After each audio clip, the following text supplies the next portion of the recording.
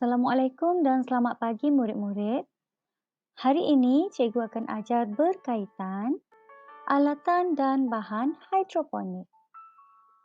Murid-murid ingat lagi tak apa maksud hidroponik yang telah dipelajari? Ingat cikgu, hidroponik ialah teknologi penanaman tanpa menggunakan tanah. Hidroponik ialah kaedah penanaman yang menggunakan air. Betul tak cikgu?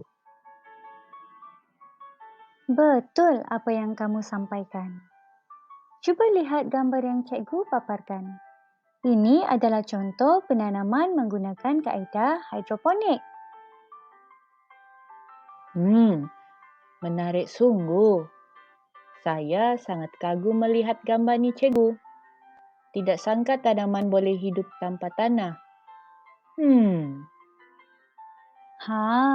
Kalau kamu tahu, dengan teknologi sekarang, kita boleh berkebun walaupun tanpa tanah. Sebagai contoh, dengan menggunakan kaedah hidroponik lah. Baiklah, mari cikgu kenalkan kepada kamu alatan dan bahan yang kita gunakan untuk membuat penanaman hidroponik. Baiklah murid-murid, seperti yang kamu dapat lihat, berikut adalah alatan yang kita gunakan. Yang pertama sekali ialah takung dan penutup takung. Fungsinya adalah untuk menakung air larutan nutrien dan tempat untuk memegang raga tanaman. Seterusnya ialah gunting ataupun pisau untuk memotong medium semaian dan raga tanaman yang digunakan untuk meletakkan medium dan anak benih. Baiklah, sekarang kita tengok pula bahan-bahan hidroponik.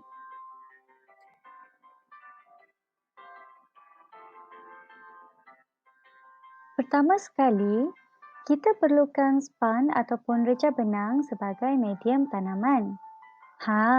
Inilah yang menjadi pemegang kepada anak benih kita tanpa menggunakan tanah.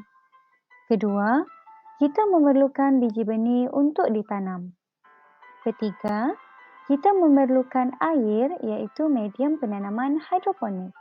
Dan yang terakhir sekali, kita memerlukan larutan nutrien. Ianya dapat membekalkan zat makanan kepada tanaman. Wah, lihatlah tanaman-tanaman subur menggunakan kaedah hidroponik ini. Tak sangka dengan kaedah hidroponik pun tanaman kita tumbuh dengan sehat.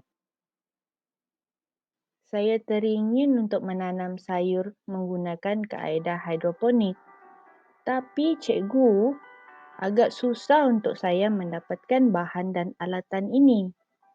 Lagi-lagi dengan keadaan SOP PKPD sekarang. Bagus semangat kamu. Tidak apa. Kamu boleh membuat tanaman hidroponik menggunakan bahan-bahan kitar semula yang ada di rumah. Mari cikgu tunjukkan contoh. Wah, menariknya cikgu. Wah, ada yang menggunakan botol dan bekas ais krim. Saya ada banyak bekas botol terpakai di rumah. Jadi lepas ni, kamu janganlah risau tentang bahan dan alatan untuk menjalankan hidroponik. Sebenarnya, kita boleh memfaedahkan bahan dan alatan yang sedia ada di rumah.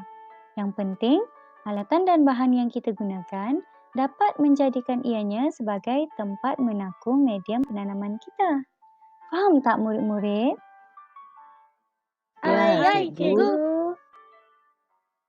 Baiklah murid-murid, cikgu harap kamu telah mengenal pasti alatan dan bahan yang digunakan untuk tanaman kaedah hidroponik. Dengan ini, cikgu mahu berikan kamu tugasan untuk menguji tahap pengetahuan kamu. Pertama, kamu perlu menjawab soalan kuisis dan cikgu mahu kamu mereka cipta sebuah takung hidroponik menggunakan alatan dan bahan kitar semula yang ada di rumah seperti contoh yang cikgu tunjukkan tadi. Kamu boleh mereka cipta secara kreatif. Baiklah murid-murid, selamat belajar dan menjalankan tugasan. Sekiranya ada soalan, boleh bertanya kepada cikgu ya.